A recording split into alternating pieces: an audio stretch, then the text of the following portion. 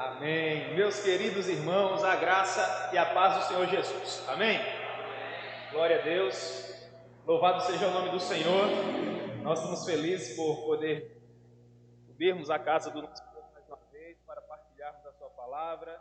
Nós estamos felizes por todos os amados irmãos que nos acompanham por meio da web. Que Deus possa falar também aos seus corações hoje à noite, em nome de Jesus. Meus queridos, nós vamos dar continuidade à nossa breve série de exposições com base no livro de Atos dos Apóstolos, e hoje à noite nós vamos tratar sobre um assunto que é muito especial no meu coração e que tem com a obra. Nós vamos pensar um pouco acerca de como com que os nossos irmãos judeus, tão zelosos das suas tradições, viessem a perceber que no sacrifício vicário de Cristo, lá na cruz do Calvário, nós que somos os gentios também fomos incluídos. Porque os judeus, ao longo dos séculos, sendo norteados pela lei de Moisés, foram ensinados que eles não deveriam ter comunhão com os gentios.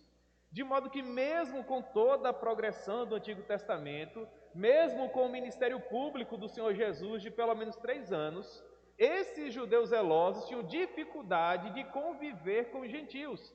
De modo que, a partir do momento que a evangelização alcançou essas pessoas que eram das etnias mais diversas, o Espírito Santo propiciou um mecanismo para fazer com que a igreja de Jerusalém percebesse sem qualquer sombra de dúvida que nós, os brasileiros, por exemplo, também havíamos sido alcançados por Cristo Jesus. Porque se o Espírito Santo não tivesse atuado dessa maneira, os nossos irmãos judeus sempre teriam uma espécie de pulga atrás da orelha, se de fato nós, que somos os gentios, teríamos a prerrogativa de sermos filhos de Deus na mesma proporção que eles eram. Portanto, esse texto de Atos, capítulo 10, serve para nos ensinar que assim como o Espírito Santo atuou no coração dos judeus para que eles se rendessem ao senhorio de Cristo, da mesma forma o Espírito Santo também atuou no coração dos gentios para que eles também viessem a receber o Senhor como único e suficiente Salvador das suas vidas. E por isso esse texto é tão precioso. Nós vamos ler a princípio do verso 1 ao verso 8, e depois, à medida que nós formos avançando na leitura do texto, nós vamos fazendo as devidas aplicações. Amém? Vamos lá, Atos capítulo 10, versículo 1. Lucas nos diz assim: morava em Cesareia um homem de nome Cornélio, centurião da corte chamada italiana, piedoso e temente a Deus com toda a sua casa, e que fazia muitas esmolas ao povo, e de contínuo orava a Deus. Esse homem observou claramente, durante uma visão, cerca da hora 9ª do dia, um anjo de Deus que se aproximou dele e lhe disse: Cornélio. Este, fixando nele os olhos e possuído de temor, perguntou: que é, Senhor? E o anjo lhe disse: as tuas orações e as tuas esmolas subiram para a memória diante de Deus. Agora envia mensageiros a Jope e manda chamar Simão, que tem por sobrenome Pedro. Ele está hospedado com Simão Curtidor, cuja residência está situada à beira-mar. Logo que se retirou, o anjo que lhe falava chamou 2 dos seus domésticos e um soldado piedoso que estava a seu serviço. E, havendo-lhes contado tudo o que havia acontecido, os enviou a Jope. Amém? E Deus propõe a sua palavra ao nosso coração. Vamos orar, irmãos, em nome de Jesus, para que Deus fale conosco de uma maneira simples, de uma maneira objetiva, para que todos nós possamos compreender essa passagem. Amém? Senhor, nós amamos profundamente o Senhor e rogamos o teu favor para que o Senhor nos permita compreender Atos capítulo 10. É assim que nós te oramos, ó Pai, em nome de Jesus. Amém. Muito bem, nós estamos observando nesses versos iniciais que nós acabamos de ler, a maravilhosa atuação dos meios de graça. O que seriam esses meios de graça? Os meios de graça são os mecanismos utilizados pelo Espírito Santo para nos atrair ao Senhor Jesus por meio do Evangelho.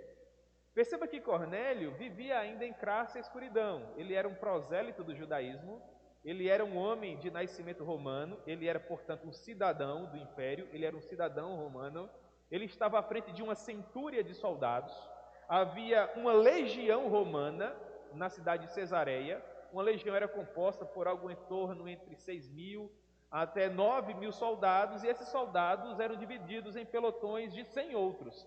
Cornélio era o líder de pelo menos 100 soldados, portanto ele era um homem abastado, ele era um homem opulento, ele era um homem que vivia numa casa muito bem estabelecida, e em dado momento, quem sabe por meio do ministério de Filipe, que era um evangelista em Cesareia, em Atos capítulo 8 nós temos ciência de que ele partiu pelo mundo pregando o evangelho, e depois no mesmo livro de Atos, nós vamos ler que ele se estabeleceu na cidade de Cesareia. Ele já poderia habitar nessa cidade por ocasião desse momento histórico aqui, mas o fato é que Cornélio, sendo um prosélito do judaísmo, em dado momento ouviu acerca do Senhor Jesus, mas ao que parece apenas chegou ao conhecimento de Cornélio a fama de Jesus no que diz respeito aos seus prodígios. Ao que parece, Cornélio não tinha ouvido falar a respeito da sua ressurreição, da sua ascensão aos céus, da maneira como Cristo governava de maneira soberana todo o universo, e ele procurava a Deus em oração, lutando para tentar compreender se de fato Jesus era o Messias ou não.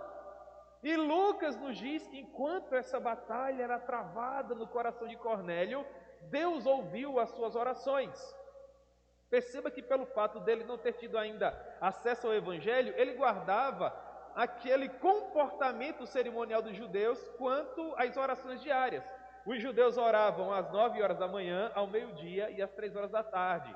Lucas nos diz que Cornélio estava orando em algum momento próximo à hora 9ª do dia. E quando isso acontecia, um anjo do Senhor lhe apareceu.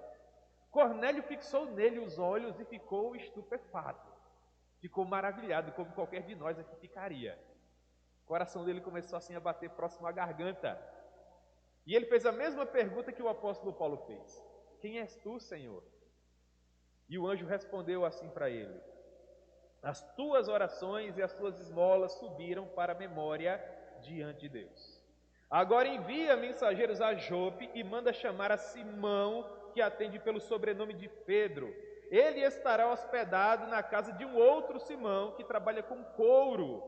A residência deste homem fica próximo à beira-mar.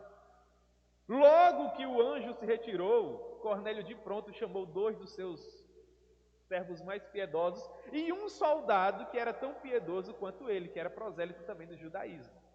E enviou esses homens sem detença até a cidade de Jope, que ficava a 56 quilômetros de Cesareia Marítima. Seria mais ou menos 2 dias de caminhada. Mas o que me chama a atenção nesses versículos iniciais que nós acabamos de ler é que o anjo poderia de pronto ter dito a Cornélio: Cornélio, você possui dúvidas a respeito da pessoa do Messias.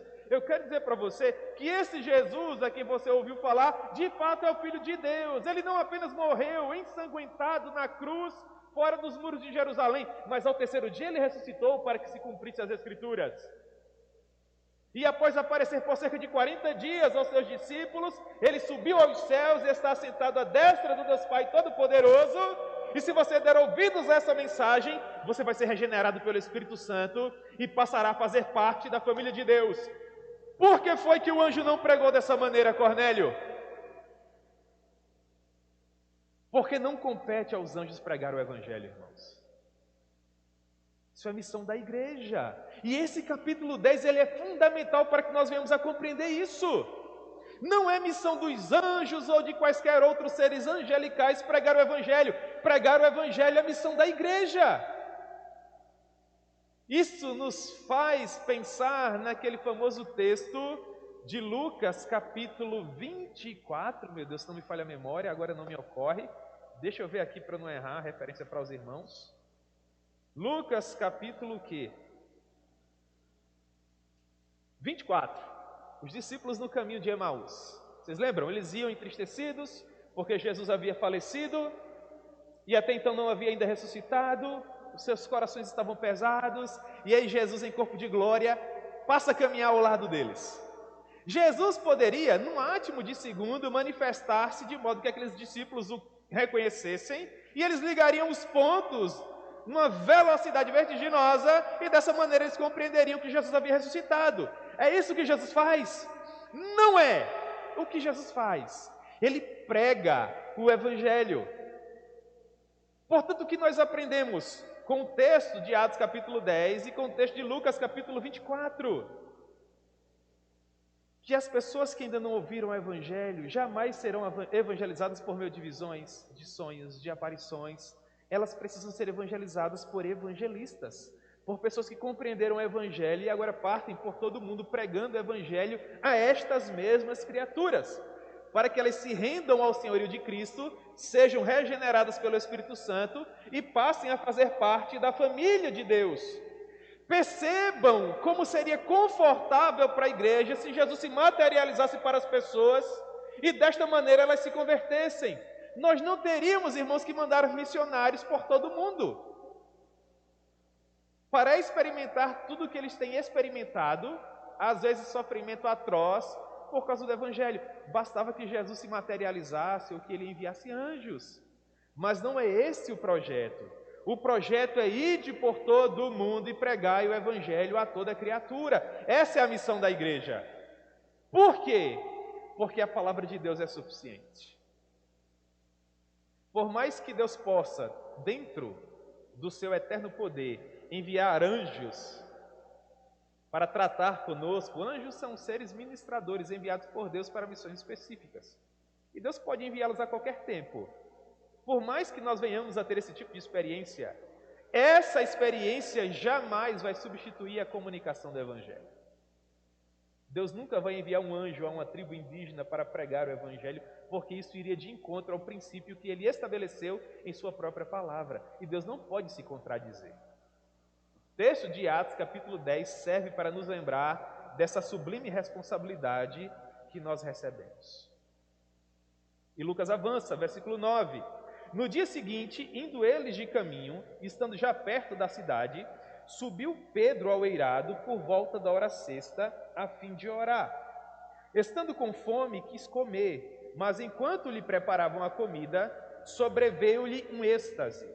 Então viu o céu aberto e descendo um objeto como se fosse um grande lençol, o qual era baixado à terra pelas quatro pontas, contendo toda sorte de quadrúpedes, répteis e aves do céu. E ouviu-se uma voz que se dirigia a ele: levanta-te, Pedro, mata e come. Mas Pedro replicou: de modo nenhum, Senhor, porque jamais comi coisa alguma comum e imunda. Segunda vez a voz lhe falou: ao que Deus purificou, não consideres comum. Sucedeu isso por 3 vezes, e logo aquele objeto foi recolhido ao céu. Na proporção em que Deus enviou o anjo a Cornélio, Deus também se revela a Pedro. É uma passagem muito parecida com a da conversão do apóstolo Paulo. Deus a princípio se revela a Paulo e depois Deus trata também com Ananias, que teriam contato com Paulo. A mesma coisa acontece aqui. Deus trata com Cornélio, mas depois vai lá e trata com Pedro. E o objetivo do Senhor ao tratar com Pedro era justamente quebrar no coração dele esta aparente barreira que o separava dos demais gentios. Por quê? Porque de livre vontade, Pedro jamais deixaria a casa de Simão, o curtidor, que ao que parece também era um judeu, para viajar 56 quilômetros no meio da terra dos gentios e se hospedar na casa de um centurião romano para falar de Jesus, porque não era lícito a um judeu nem mesmo visitar a casa de qualquer pessoa que não fosse da linhagem de Israel. Portanto, Deus queria fazer com que Pedro compreendesse que no sangue do Senhor Jesus foram compradas pessoas de todos os povos, tribos, línguas e nação. E como Deus fez isso? Fazendo com que Pedro raciocinasse com base nos valores que ele já conhecia. E quais seriam? A lei cerimonial, a lei dietética dos judeus. Então Deus permite uma visão, havia um lençol enorme, um lençol na proporção da Arca de Noé. Porque todos os animais que estavam na Arca de Noé estavam nesse lençol, à exceção dos peixes do mar. Porque os peixes não precisavam de estar na arca por ocasião do dilúvio, não é? Todos os demais estavam, e Pedro viu todos os animais, tanto os limpos, que eles teriam a oportunidade de comer sem se contaminar enquanto judeus, e aqueles que eram imundos. Por imundo, leia-se os que ruminavam, que tinham os cascos fendidos, esses os judeus não podiam comer. E fazendo uma analogia com os gentios, que para os judeus seriam também pessoas desprivilegiadas, Deus diz a Pedro: Pedro, mata esses animais e come. E Pedro, de ponto, traz ao seu coração tudo o que ele havia aprendido na lei de Moisés e diz: Senhor, de maneira nenhuma, eu nunca coloquei nada impuro nos meus lábios. Eu não vou fazer isso. Olha o diálogo de Pedro com Deus. Segunda vez, Pedro mata e come. Não, não como. Terceira vez, Pedro mata e come. Pedro, não, não como. E Deus fala assim para Pedro. Eu acho esse diálogo tão interessante, irmãos. Deus diz assim para ele: Pedro, não considere imundo, não considere comum aquilo que Deus purificou. Deus estava dizendo para Pedro que a barreira que separava judeus e gentios havia caído por terra no sangue que Cristo verteu na cruz do Calvário. Agora não havia mais povos que se digladiavam entre si, a barreira da separação havia caído por terra, e no sangue de Cristo agora nós éramos família de Deus. Como é interessante ver que de fato Deus conseguiu fazer com que Pedro compreendesse isso, porque esse Pedro que considerava os gentios imundos, alguns anos depois vai dizer a plenos pulmões: vocês gentios são sacerdócio real, nação santa, povo de propriedade exclusiva do Senhor. Essa é a beleza do Evangelho, irmãos. Um pentecostal ali. Os irmãos compreendem isso? Pedro agora está preparado. Mas preparado para quê? E ele fica a pensar com seus botões: por que foi que Deus falou isso ao meu coração? Qual é o próximo passo? É interessante notar que aquelas pessoas que se envolvem com a obra missionária sempre estão à procura do próximo passo. Mas qual é o próximo passo? Nós temos ali os nossos seminaristas, não é? E nós pagávamos uma disciplina chamada Vocação e Espiritualidade, e nós tratávamos muito sobre isso. Mas qual é o próximo passo que Deus espera de mim? Onde eu vou me entregar ao Senhor? Onde eu vou gastar a minha vida? Em que área de atuação da igreja específica eu vou lutar para fazer a minha vida valer a pena, não é? Então Pedro estava a pensar aqui com seus botões a respeito de qual seria o próximo passo. É por isso que no versículo 17 Lucas diz assim: enquanto Pedro estava perplexo sobre qual seria o significado da visão, eis que os homens enviados da parte de Cornélio, tendo perguntado pela casa de Simão, pararam junto à porta e, chamando, indagavam se estava ali hospedado um homem chamado Simão, que atendia pelo sobrenome de Pedro. Enquanto Pedro meditava acerca da visão, disse o Espírito: estão aí dois homens que te procuram. Levanta-te, pois, desce e vai com eles, nada duvidando, porque eu os enviei. E descendo Pedro para junto dos homens, disse: aqui me tendes, sou eu a quem buscais? A que viestes? Então eles disseram: o centurião Cornélio, homem reto e temente a Deus, e tendo bom testemunho de toda a nação judaica, foi instruído por um santo anjo para chamar-te à sua casa e ouvir as suas palavras. Pedro, pois, convidou-os a entrar, hospedou-os, e no dia seguinte levantou-se e partiu com eles, tendo alguns irmãos dos que habitavam em Jope ido em sua companhia. No dia imediato, entrou em Cesareia. Cornélio estava esperando por eles, tendo reunido seus parentes e os amigos mais íntimos. Aconteceu que, indo Pedro a entrar, lhe saiu Cornélio ao encontro e, prostrando-se aos seus pés, o adorou. Mas Pedro o levantou, dizendo: ergue-te, que eu também sou homem, tal qual você. E falando com ele, entrou, encontrando muitos reunidos ali, a quem se dirigiu, dizendo: vós bem sabeis que é proibido a um judeu ajuntar-se ou mesmo aproximar-se a alguém de outra raça. Mas Deus me demonstrou que a nenhum homem considerasse comum ou imundo. Por isso, uma vez chamado, vim sem vacilar. Pergunto, pois, por que foi que vocês me chamaram? E Cornélio falou: faz hoje 4 dias que por volta desta hora eu estava observando em minha casa a hora 9ª de oração. E eis que se apresentou diante de mim um varão de vestes resplandecentes e disse: Cornélio, a tua oração foi ouvida e as suas esmolas lembradas na presença de Deus.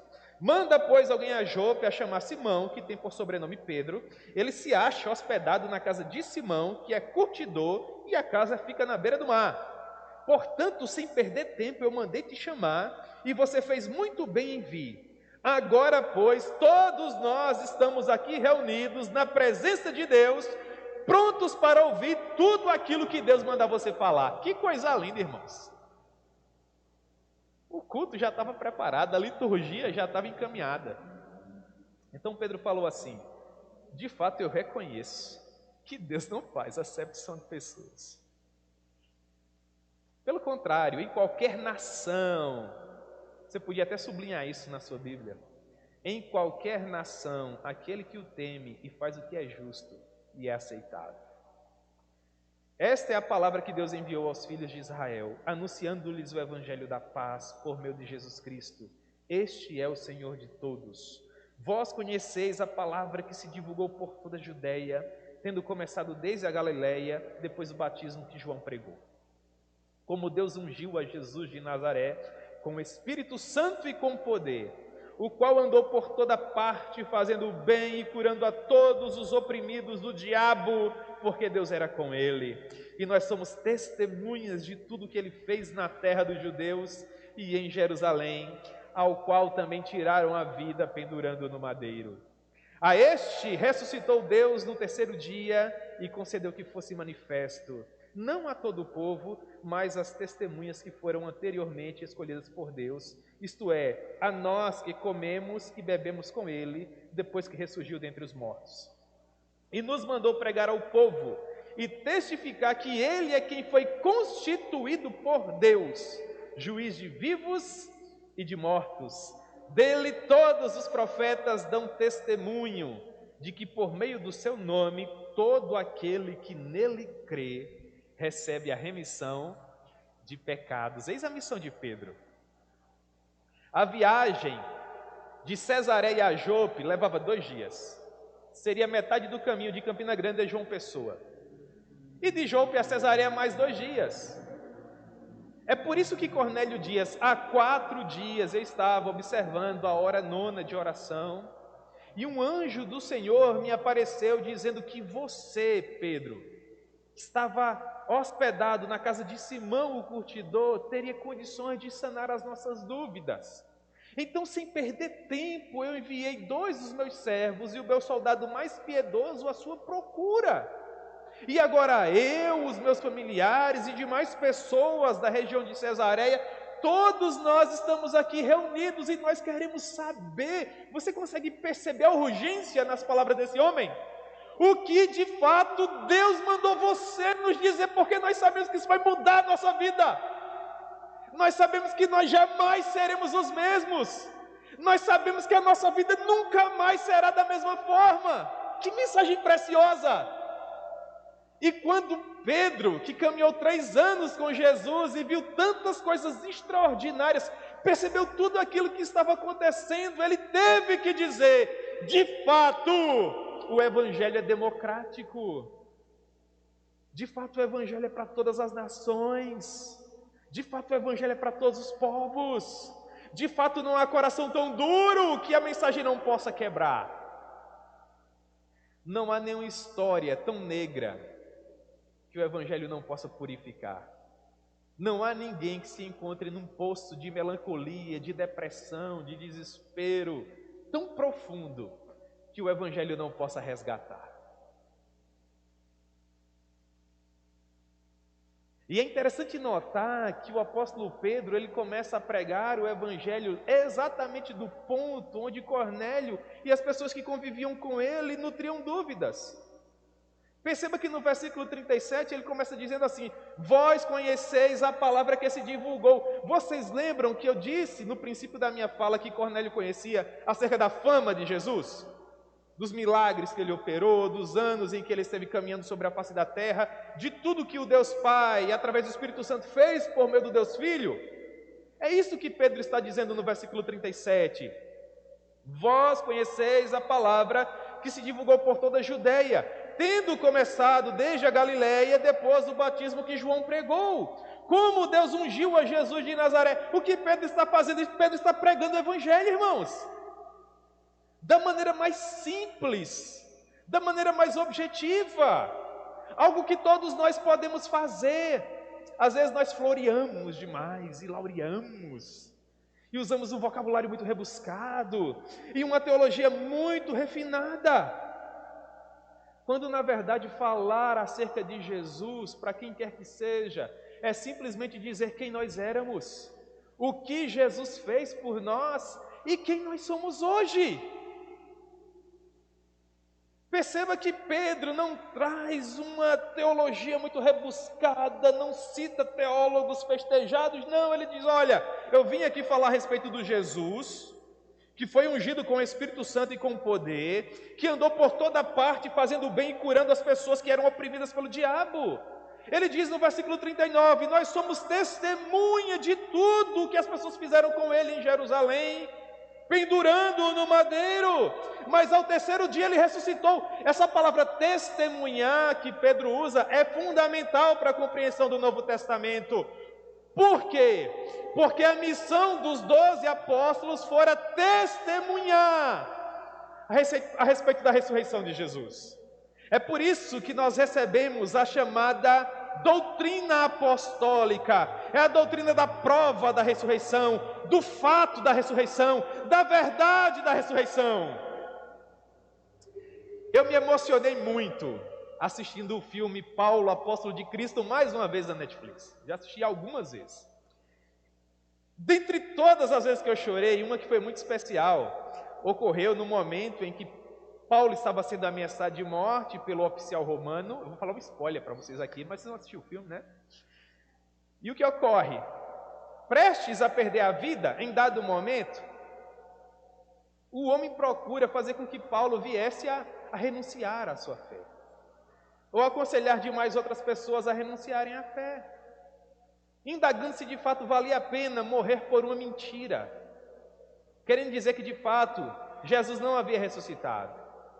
E o ator no filme, se bem que nós não temos essa frase na Bíblia, diz assim para o oficial romano: um homem não morre por algo em que ele duvida. Um homem não morre por algo em que ele duvida. Se você ler a história dos cristianismos do primeiro século e continuar lendo a nossa belíssima história, a história do cristianismo é a mais bela história do universo. Até o século 21, você vai ver que todo dia alguém está sendo levado como ovelha para o matadouro. E essas pessoas morriam louvando a Deus. Essas pessoas morriam glorificando a Deus, dando um testemunho maravilhoso. De onde vem toda essa força? De onde vem toda essa coragem? De onde vem toda essa entrega? Da certeza de que a ressurreição é real, de que o Evangelho é verdadeiro, de que Jesus é o nosso Rei.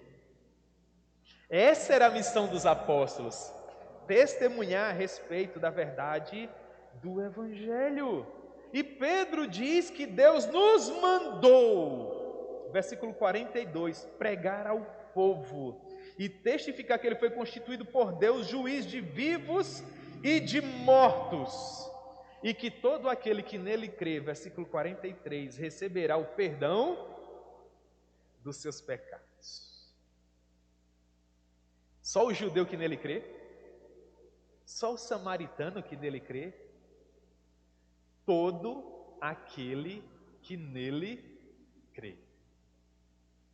Todos os povos, tribos, línguas e nações. O que acontece quando o Evangelho é pregado, portanto? Versículo 44. Ainda Pedro falava essas coisas quando caiu o Espírito Santo sobre todos os que ouviam a palavra. E os fiéis que eram da circuncisão e que vieram com Pedro admiraram-se, porque também aos gentios foi derramado o dom do Espírito Santo, pois os ouviam falando em línguas e engrandecendo a Deus. Então Pedro perguntou: porventura, pode alguém recusar a água, ou seja, o batismo de João, para que não sejam batizados estes que, assim como nós, receberam o Espírito Santo? e ordenou que fossem batizados em nome de Jesus Cristo. Então lhes pediram que permanecessem com eles por alguns dias. Pedro era um dos principais expoentes da igreja de Jerusalém. Alguém que vocês viram não queria ter qualquer contato com os gentios, por conta de tudo que ele havia aprendido com a lei cerimonial de Moisés. Um grupo de pessoas piedosas provenientes da cidade de Jope estavam ali formando uma plateia, muitas outras testemunhas. E enquanto Pedro ainda pregava, veio o Espírito Santo sobre todos, não só sobre Cornélio, os 2 servos, o soldado piedoso, sobre todos, igual no Pentecostes. E os fiéis que eram da circuncisão e que haviam acompanhado Pedro, ou seja, que olhavam enviesados para os gentios, observavam tudo aquilo acontecendo. Vocês conseguem imaginar a expressão dos judeus? Ao observar que nós, brasileiros, estávamos ali sendo representados por aqueles gentios, recebendo o mesmo Espírito Santo que habitava no colégio apostólico, nos discípulos e no Senhor Jesus. Isso é extraordinário, irmãos. E quando Pedro observou a expressão dos seus amigos e o próprio coração dele também constrangido, se bem que Pedro já havia sido preparado previamente por Deus, ele não perde a oportunidade. Mas ele diz: será que nós não vamos tornar pública a conversão desses homens? Com o quê? Com o batismo nas águas. Se é verdade que eles já foram batizados, assim como nós, no Espírito Santo, e aí os judeus iam dizer o quê? Se eles já foram cheios com o Espírito Santo, tornar pública a fé deles por meio do batismo não faz mais qualquer diferença, porque já está provado que eles pertencem à família de Deus, que eles são sacerdócio real, que eles são nação santa, que eles são povo de propriedade exclusiva do Senhor. E todas aquelas pessoas que estavam ali reunidas foram batizadas e foram recebidas na nossa família. E isso se espalhou, meus amados irmãos, por todo o mundo, chegando até Jerusalém. E Pedro foi convidado a se explicar. E ele falou a plenos pulmões o que os olhos dele haviam contemplado, que até sobre os gentios, para que se cumprisse a profecia do profeta Joel, e sobre os velhos, e sobre os jovens, e sobre os servos, e sobre as servas, fora derramado nos últimos dias o Espírito Santo de Deus. O que nos chama a atenção nesse texto para nós encerrarmos? O fato de que a mesma missão que fora confiada a Pedro também nos fora confiada, irmãos. Nós somos tão missionários assim como Pedro foi. Porque na proporção em que Cornélio não sabia discernir entre a sua mão direita e a sua mão esquerda, espiritualmente falando, nos dias atuais ainda existem pessoas para além das portas da igreja que possuem olhos, mas não conseguem ver, ouvidos, mas não conseguem ouvir. Andam na escuridão do pecado, perdidas à procura de felicidade em locais onde elas jamais vão encontrar. E tudo que nós temos que fazer é chegar até essas pessoas, assim como Pedro chegou, e simplesmente explicar para elas quem é Jesus e o que Ele pode fazer por elas. E o Espírito Santo, irmãos, é quem haverá de se encarregar de transformar a realidade dessas pessoas. Nós falhamos e somos egoístas. E até pecamos quando nós guardamos toda essa felicidade apenas para nós. A nossa missão é partir por todo mundo, pregando o Evangelho a toda criatura. Portanto, o capítulo 10 do livro de Atos é um divisor de águas no que diz respeito à missão da igreja no primeiro século. Porque a partir do capítulo 10 de Atos vem as missões aos gentios. Porque o desejo de Deus é alcançar pessoas, é salvar vidas, é transformar realidades. E ele não confiou isso aos anjos ou aos demais seres angelicais. Ele confiou isso a nós. E há muitas pessoas que um dia, ao ouvirem o evangelho pregado por nós, vão dizer assim: quão formosos são os pés dos que anunciam a paz, que nos trazem a boa nova, que fazem ouvir a salvação, que dizem a respeito de Sião: o vosso Deus ainda reina. Que os nossos pés sejam pés formosos, irmãos, e que Deus nos use para transformarmos a realidade do maior número de pessoas possível, para que nós venhamos a levar muita gente boa para o céu, junto conosco. Amém? Glória a Deus. Vamos a algumas aplicações. A primeira delas: a palavra de Deus é suficiente. Ela é eficaz para nos convencer dos nossos pecados e nos levar cativos à presença de Deus. Portanto, Deus não vai enviar anjos a pregar, Deus vai enviar a sua igreja. Em segundo lugar, anjos ou quaisquer outros seres celestiais não podem substituir a igreja na tarefa de pregar o evangelho a toda criatura. Nós é quem temos que partir. E em terceiro lugar, nossa visão deve ser o mundo inteiro. Qualquer visão que não seja o mundo inteiro não é a visão de Deus. Porque com o seu sangue Jesus comprou pessoas que procedem de todos os povos da terra. Amém?